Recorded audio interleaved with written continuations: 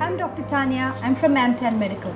Today is really important and very special day for us because we are right middle of a lot of uncertainties. There are so many questions in our mind, and we are here at Primary Healthcare Network office, and we're talking to the man, the expert himself, who's rolling out the program in the Gold Coast. So I'm going to let Dr. Devitt to introduce himself because he's got lots of titles and a lot of responsibilities. Dr. Devitt, can you please start by letting us know what you do and your titles and your job?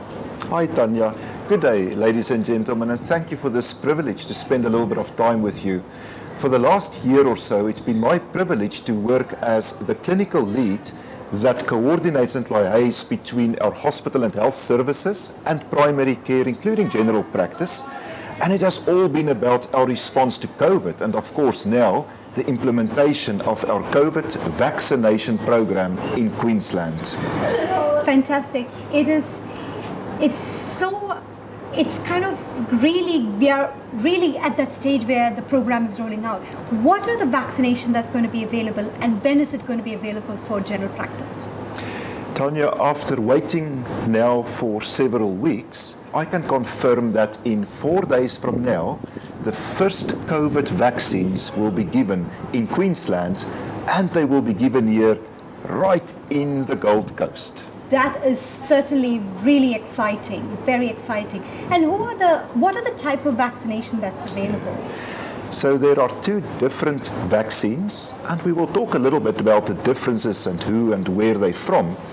But for now, it's important to know that there is a Pfizer vaccine, and that is the vaccine that we are receiving first. Fantastic. The Pfizer vaccine can only be given in what is called a Pfizer hub, which is a hospital. And that's not because it's unsafe or special, it's simply because it needs very deep freezing to allow it to stay safe until we inject it.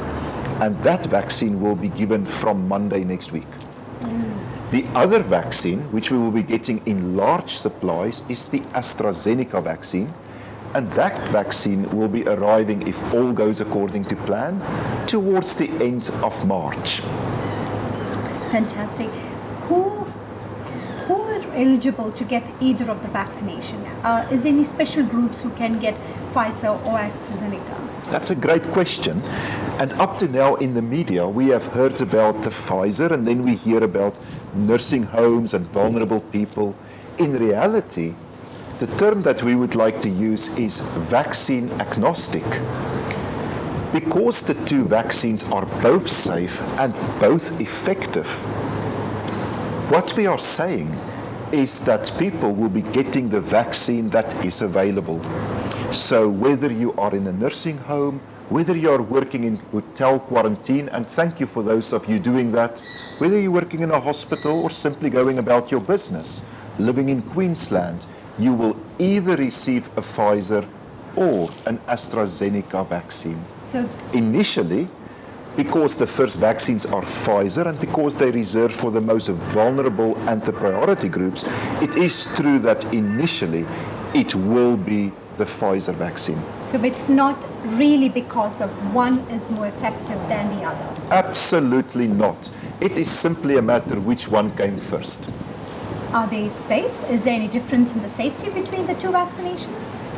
Both vaccines have now been trialed for months, and we have the peer-reviewed evidence, but we also have the real-life experience from countries like Israel, Europe, the US, and abroad, and that has shown us that these vaccines are incredibly safe. Because this vaccination had to be developed so quickly at great amount of speed, is it, some people do worry about the safety of it, it's been, steps being forgotten or not forgotten, step being fast-tracked. Is that true? Tanya, people have the right to be concerned, and they should ask this question. Our Therapeutic Goods of Australia, the TGA approval, hinges on careful scrutiny of the evidence, and I can reassure all of you listening that not a single step was missed and every box was ticked. The reason we managed to achieve the successful development of a vaccine is because of incredible hard work from a large group of committed people, And it is because of collaboration. The analogy that I use is preparing a meal in your kitchen. If you have only one cook, it will take that cook much longer to prepare the meal than if you have several cooks working together, each doing a different part of the dish and putting it together to enjoy. That's absolutely fantastic way that you've explained that.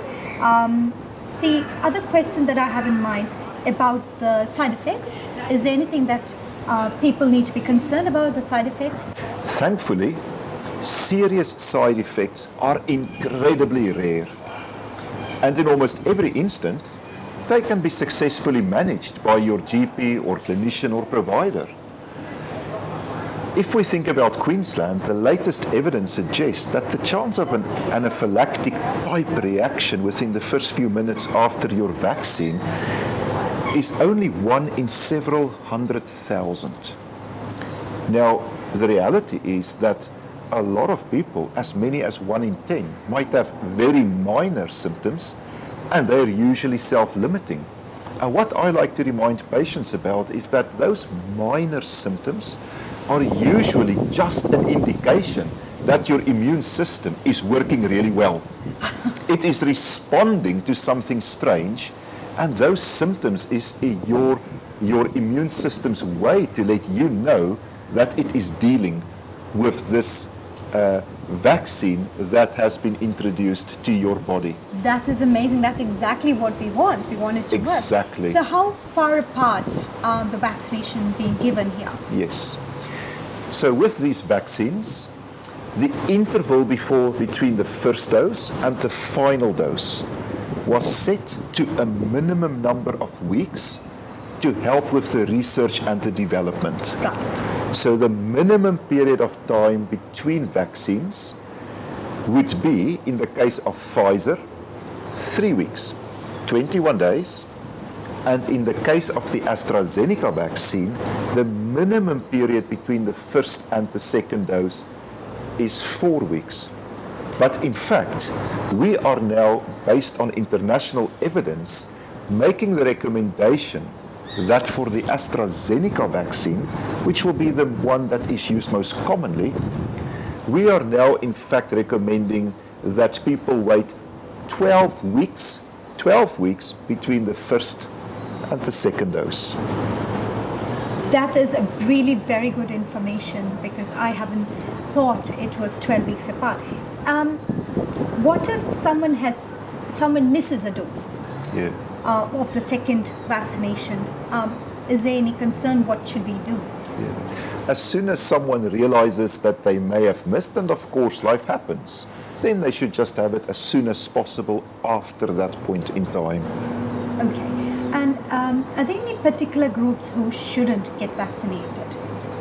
So currently, the Pfizer vaccine is approved for every Queenslander over the age of 16, and the AstraZeneca is approved for all Queenslanders over the age of 18. So the first answer to the question is that children and adolescents are not routinely included in the vaccination process. Right. The other group is those that might be COVID hesitant, and no one in Queensland have to have the vaccine. It is mandatory. And then there is that group of people right at the end of life that might be very frail, and they might have really serious medical conditions. And there it is necessary for the patient, the carers, the GP or clinician of choice just to consider whether it is in their best interest to have the vaccine. Yeah. But they would have done that anyway for any other intervention to make sure it was suitable for them. Absolutely. How soon will the immunity set in once vaccinated? So we're still researching that, but our best evidence suggests it takes about 2 weeks.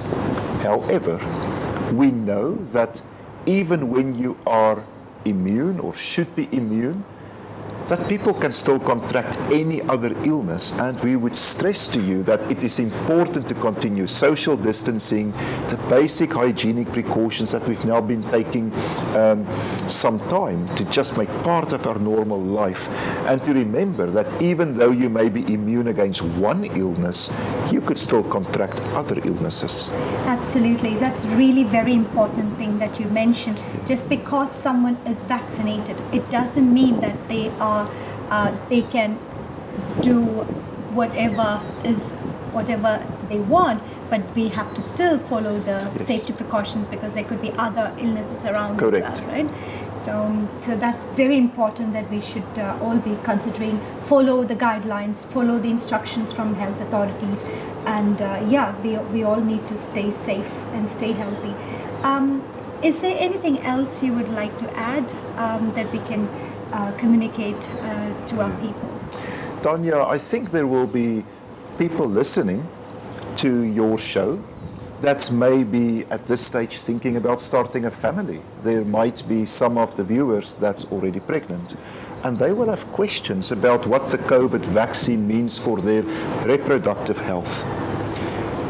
Now, because of the nature of research, we would not go and study new vaccines on potentially vulnerable groups. And because we don't start with children and pregnant women, we don't have any information initially. Currently, there is no evidence to suggest that it is a problem. Unfortunately, it's very difficult to make a firm recommendation either way. And I suspect it will be a matter for each of your listeners to really consider in their own life how they think about risk, what is right for them. And I would advise them to discuss that with their GP or clinician of choice to make a decision that is right for them. Absolutely. Before we conclude, I did have one question in my mind that suddenly popped. Say if someone's returning from another country and have vaccinated over there and they've got the certification that they have vaccinated, does that exempt them from quarantine? That's a great question. For those travelers coming back, they will be under exactly the same health directions as every other traveler. One of the reasons we've been so successful in Queensland and the wider Australia is because we have clear directions that outline what is expected of returning travelers, and they will apply to everyone. And same applies to someone who's got vaccinated, the 2 doses, and traveling abroad. So the rules of their country will apply. Correct. And we would advise any listener that before you travel, that you make really sure that you understand the requirements of each country, which might be different. But also, given with the type of year all of us had, is just to prepare for uncertainty. Absolutely. Thank you so much for spending this time with us, and thank you so much for watching. I hope we are able to solve a lot of questions and queries that you may have had. If there's anything more that you want us to inquire or talk about or discuss, please feel free to contact us. You have Facebook or email. We are happy to help, happy to talk to you. If not, we are happy to answer your questions. 1300 for AMTAN at any time. Stay safe, stay healthy. Thank you, ladies and gentlemen. Thank you, Tanya, and best wishes for everyone.